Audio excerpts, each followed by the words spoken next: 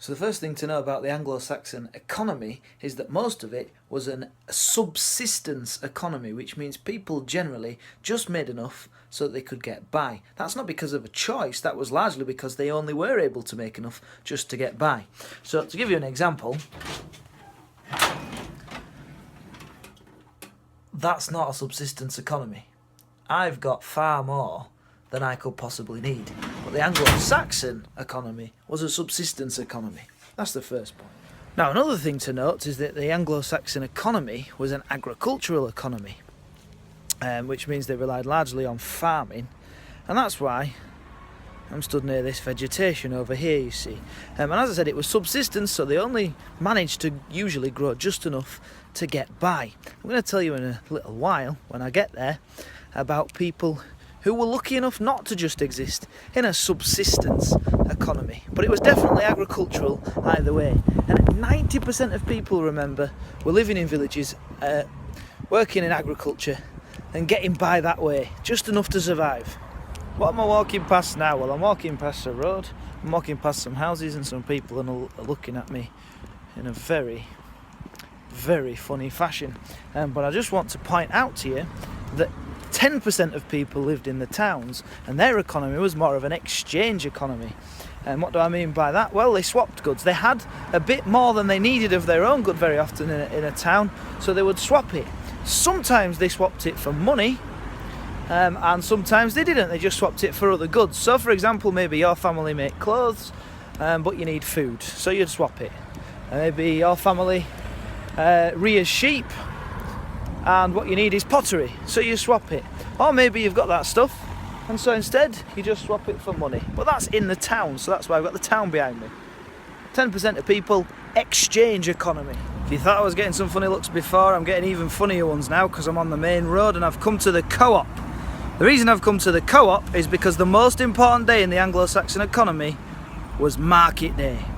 In the subsistence economy of agricultural rural areas, so out in the countryside, some people might have been lucky enough to grow a little bit more than the subsistence economy, which is the normal, and they would travel to the nearest town on market day, which is what this co-op is all about. In the towns themselves, where there was largely an exchange economy, market day was the crucial day. Now, one thing that happened in the exchange economy, especially on market day, and I've mentioned it, is people exchange things for money. And actually, this was a really good thing for the king. Edward the Confessor had a system, a coinage system, you could even say, whereby he let people make money so that it could be used in the exchange economy. Now, how did he do that? Or how did he set it up, and what were they called? Well, around the country in different places were what were called the royal mints.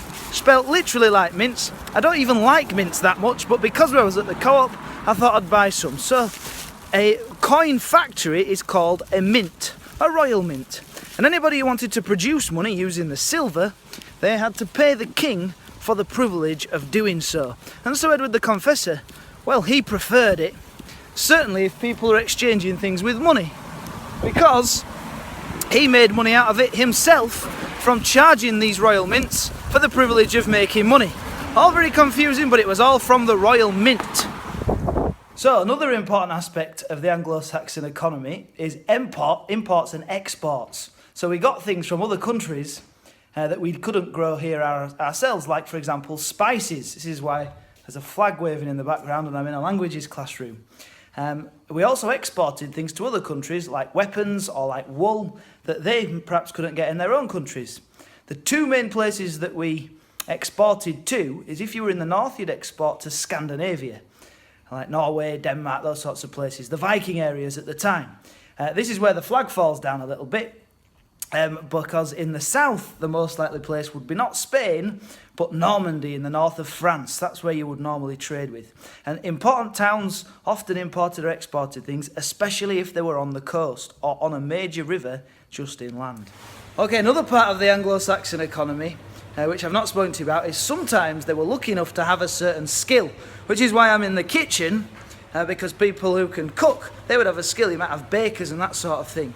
and they would swap their skill for the other things that they needed. So if you were a skilled baker, you might swap some of your produce for pottery or something similar like that. If you could make clothes, you might swap it for something else. So a few people went beyond the subsistence economy in the villages and could create a bit extra because of the skills that they had.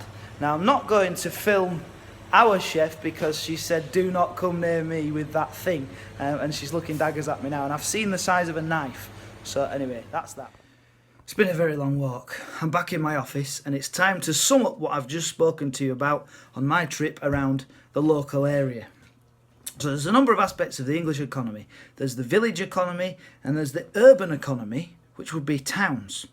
Most people lived and was part of a subsistence economy. They only just managed to get enough to get by most of the time if they were lucky. A few lucky people developed skills, and they've been known as artisans. And they could sell the things that they could make with their skill, or I say sell, they would swap it for other goods, which they could also swap for money. And if they did, they were taking part in an exchange economy. In the towns, exchange economy was the norm, and the most important day was market day. And some towns, they imported and exported goods, especially if they were on a major river or if they were near the coast. The final point is that the king created coins. It was to his advantage to do so because he could charge the royal mints to create the coins. So that is the Anglo-Saxon economy in a nutshell. Hope that was useful. Bye for now.